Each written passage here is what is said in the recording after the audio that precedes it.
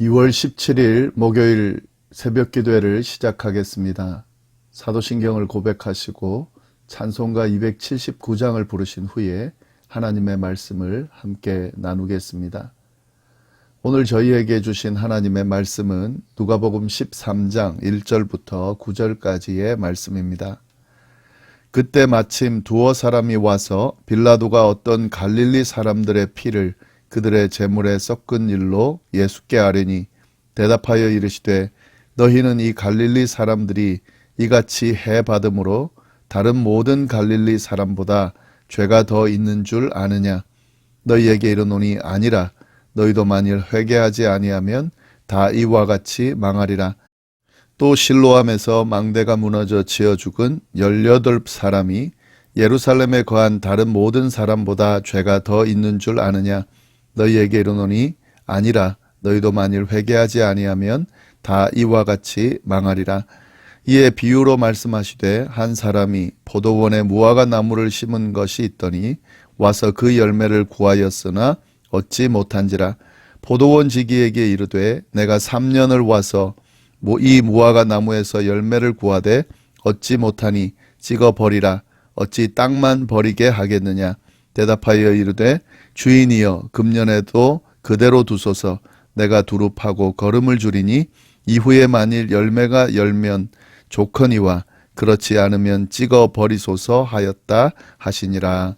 아멘. 예수님께서는 제자들을 포함한 무리들에게 심판과 종말에 대한 가르침을 주셨습니다. 우리가 그 내용을 지금 살펴보고 있습니다. 그때에 몇몇 사람들이 예수님을 찾아옵니다. 그리고 당시에 일어난 사건 하나를 전해주는데요. 그 내용이 오늘 본문에 나옵니다. 1절 말씀입니다. 그때 마침 두어 사람이 와서 빌라도가 어떤 갈릴리 사람들의 피를 그들의 제물에 섞은 일로 예수께 아뢰니. 몇몇 사람들이 예수님께 전한 소식은 빌라도가 어떤 갈릴리 사람들을 죽여 그들의 피를 제물에 섞었다 하는 그런 사건에 대한 소식입니다. 여기서 갈릴리 몇몇 사람들이라는 말은 로마의 압제로부터 벗어나려고 반란을 도모하는 그런 사람들을 의미합니다. 그들이 예루살렘에 와서 제사를 드리고 있을 때에 그때에 그 소식을 로마 군인들이 듣고 그들을 잡기 위해서 예루살렘 성전에까지 들여다보내서 그렇게 한 그 사건을 이야기합니다. 예루살렘 성전은 거룩한 곳이기 때문에 로마 군인들이 들어가면 안 되는데 빌라도는 그런 거 고려하지 않은 사람이니까요. 그래서 그 예루살렘 성전 안까지 들어가서 그들을 잡아서 죽이는 그런 사건이 있었던 것 같은데요. 그 사건을 지금 말하는 겁니다. 그들의 피를 제물에 섞었다라고 하는 그 표현도 그 이야기를 하고 있는 겁니다. 이러한 소식을 몇몇 사람들이 예수님께 전하면서 아마도 그 예수님께 소식만 전한 것이 아니라 자신들이 궁금해하는 부분에 대해서 질문을 했을 겁니다. 어떤 질문이냐면 이처럼 권력자에 의해서 살해당한 사람들을 어떻게 이해해야 되는가 하는 거죠. 그들이 죄를 지었기 때문에 벌과 심판을 받았다 이렇게 이해해도 되는가 하는 그런 질문을 했을 겁니다. 왜냐하면은 이 당시 유대인들은 이런 불행이나 이런 큰일을 당하게 됐을 때에 그것은 죄에 대한 벌로 간주했기 때문에 이 부분에 대해서 충분히 그렇게 생각할 수 있었을 겁니다. 그리고 이렇게 질문했다는 것은 예수님께서 2절에 대답을 해주기 때문에 이렇게 우리가 생각해 볼 수 있습니다. 예수님은 그들을 향해서 분명하게 대답을 해주십니다. 2절 말씀인데요. 대답하여 이르시되 너희는 이 갈릴리 사람들이 이같이 해받았으므로 다른 모든 갈릴리 사람보다 죄가 더 있는 줄 아느냐. 예수님께서는 빌라도에게 살해당한 갈릴리 사람들에게 특별히 죄가 더 많아서 그랬다라고 생각하지 말라고 지적하셨습니다. 모든 사람에게는 죄가 조금이라도 있죠. 그래서 죽음을 당한 죽임을 당한 갈릴리 사람들에게 죄가 전혀 없다고 할 수는 없습니다만은 그들에게 다른 사람들보다 더 많은 죄가 있어서 그런 일을 당했다라고는 볼 수 없는 거죠.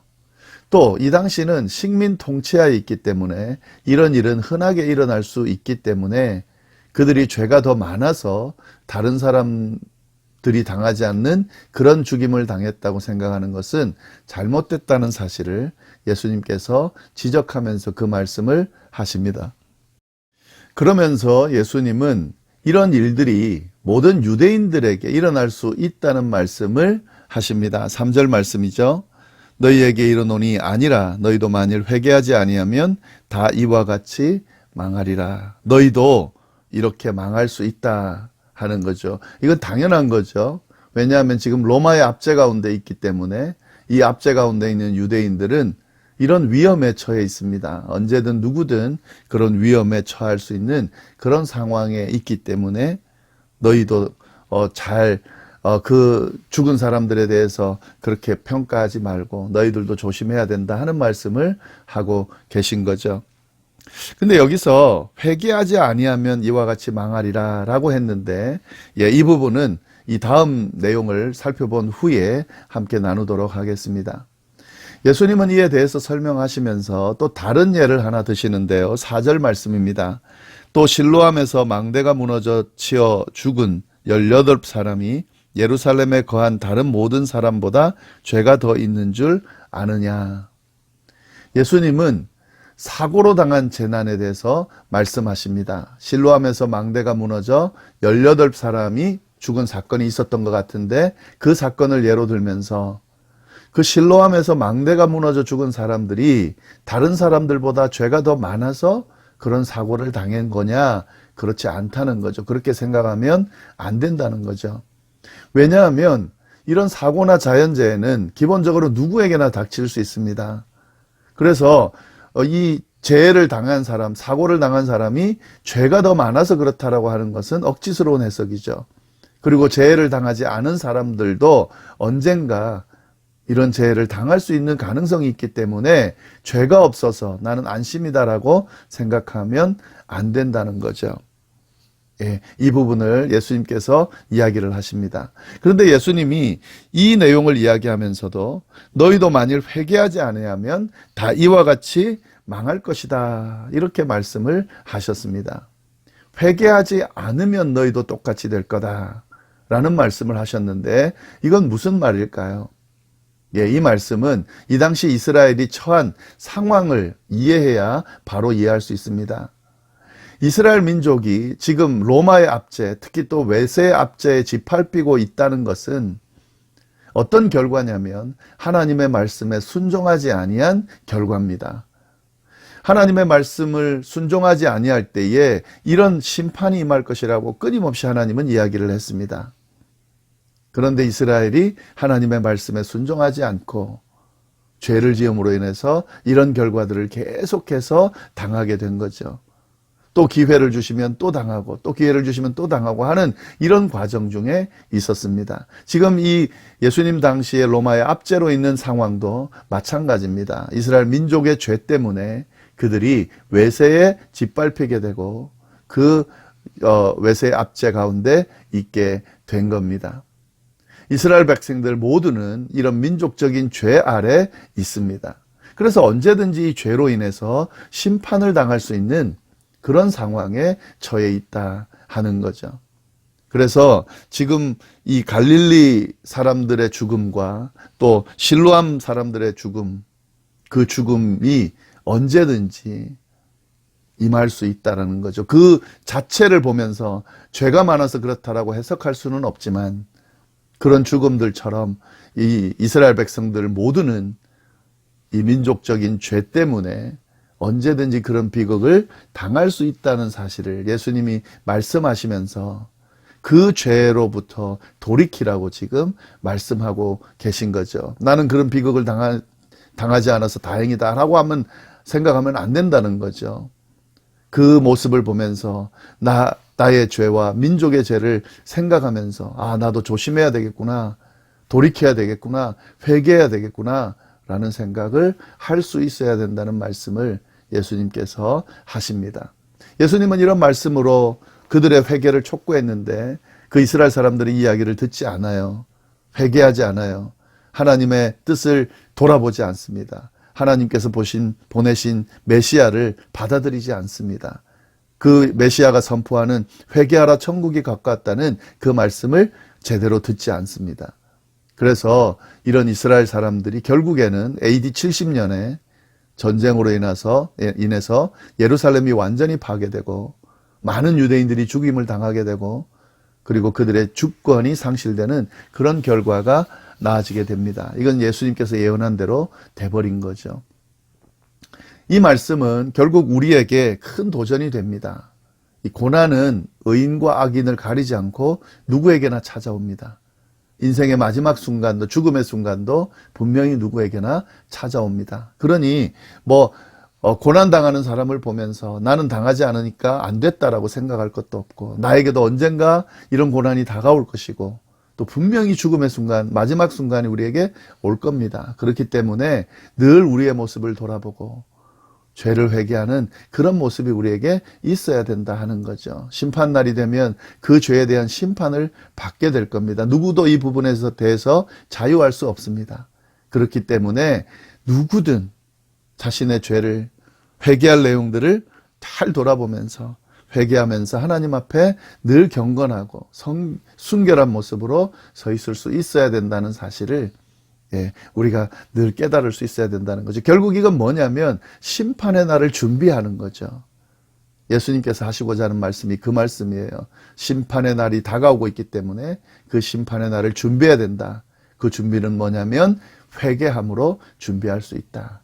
회개하고 돌이키고 하나님을 향해 시선을 옮기고 그 하나님을 인정하고 받아들이면서 그 하나님의 말씀 안에 거하고 예수님께서 걸어가신 길을 걸어가야 된다는 말씀이 의미가 이 안에 담겨져 있습니다. 예수님은 이런 가르침을 주시면서 어떻게 회개해야 되는지 그 비유를 통해서 말씀을 해 주십니다. 6절 7절 말씀을 보시면 이에 비유로 말씀하시되 한 사람이 포도원에 무화과 나무를 심은 것이 있더니 와서 그 열매를 구하였으나 얻지 못한지라 포도원 지기에게 이르되 내가 3년을 와서 이 무화과 나무에서 열매를 구하되 얻지 못하니 찍어 버리라. 어찌 땅만 버리게 하겠느냐. 포도원에 심긴 무화과 나무는 이스라엘을 비유하는 것이고요. 이 포도원 주인은 하나님을 의미하는 것인데 무화과 나무에 열매가 없다라고 하는 것은 이스라엘 모습을 지금 비유하는 겁니다. 열매 없는 이스라엘 모습을 비유하는 거죠. 예수님께서는 이 비유를 통해서 이 무화과 나무에 열매가 없는 나무가 결국에는 주인이 오았을 때에 그 열매 없음으로 인해서 버려질 것이다, 뽑혀질 것이다 하는 말씀을 하시는 겁니다. 여기서 무화과 나무에게 3년이나 열매를 맺지 못했다고 했는데 이 3년이라는 기간은 열매를 맺기에 충분히 기다린 시간을 의미합니다. 그러니까 이 기간 정도가 지나면 열매를 분명히 맺어야 된다는 거죠. 그런데 충분히 기다렸는데도 불구하고 열매가 없는 나무, 그 나무를 농부가 무용지물로 생각하고 찍어서 버리게 될 거다라고 하는 비유를 말씀하시는 거죠. 이 비유는 열매 없는 이스라엘 백성들도 결국에는 심판을 당하게 될 것이라는 사실을 알려주시는 거죠. 지금 모습은 열매 없는 무화과 나무와 같다는 거예요. 이 나무의 모습 그대로 있다면 분명히 심판을 당해서 뽑혀질 거라는 말씀을 예수님께서 하고 계십니다. 이 비유를 회개와 연결해서 본다면 열매 맺지 못하는 무화과 나무의 모습을 보고 어떻게 하라는 거죠? 벗어나라는 거죠. 벗어나는 방법은 회개라는 말씀을 드리는 겁니다. 회개의 핵심이 뭡니까? 열매를 맺지 못하는 자리에서 열매를 맺는 자리로 바꾸는 것을 의미합니다. 열매 맺지 못하는 모습에서 열매 맺는 모습으로 바뀌기 위하여 하나님 열매를 맺게 해주시는 하나님께로 돌이키는 회개를 의미합니다. 그러므로 회개하지 않고 열매 맺지 못한 모습으로 그대로 있게 된 경우에는 심판을 받아서 뽑혀질 거다 하는 거죠. 그런데 아직 기회가 있습니다. 8절 9절 말씀 보시면 대답하여 이르되 주인이여 금년에도 그대로 두소서 내가 두루 파고 거름을 주리니 이후에 만일 열매가 열면 좋거니와 그렇지 않으면 찢어 버리소서 하였다 하시니라. 여기서 포도원 지기는 예수님을 의미하는데요. 포도원 지기인 예수님께서 한 해만 더 기다려달라고 지금 요청을 하는 겁니다. 예수님의 사역 중에 하나는 심판자로 오셨지만 아직까지 기회가 있다는 사실을 지금 메시지를 통해서 알려주시는 거죠. 이 기회를 잡으라고 하는 은혜의 측면도 있습니다. 예수님께서 이 말씀 회개하라 천국이 가까웠다는 말씀을 하시는 것은 아직은 심판 때가 아니라는 거죠. 그러나 그때가 가까이 왔기 때문에 회개하라는 회개의 메시지도 전하고 있는 겁니다. 지금 이 말씀이 그 말씀인 거죠. 아직까지 기회가 있다. 아직까지 열매를 맺을 1년간의 기회가 더 있다. 그러니까 빨리 회개하고 돌이켜라. 그렇지 않으면 분명히 1년 뒤에는 심판을 받을 수밖에 없다. 심판을 면할 수 없다라는 사실을 이야기해 주고 있는 겁니다. 그런데 이 말씀은 유대인에게만 적용되는 게 아니에요. 누가는 그 책을 읽고 있는 이방인들에게도 이 사실을 알려주면서 그들도 회개하고 하나님께 돌아오기를 지금 촉구하고 있는 거죠. 결국 이 말씀은 우리에게도 동일하게 하시는 말씀입니다. 심판이 반드시 올 겁니다. 심판 때가 반드시 올 겁니다. 예수님께서 재림하시면 반드시 심판을 받게 될 겁니다. 그때에 우리의 모습이 회개하지 아니한 모습으로 더럽혀진 모습으로 있게 된다면 우리도 심판을 면하지 못할 겁니다.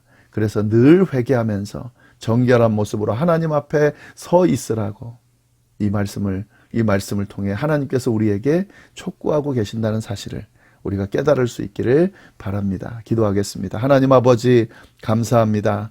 귀한 말씀으로 우리를 채우셔서 감사합니다.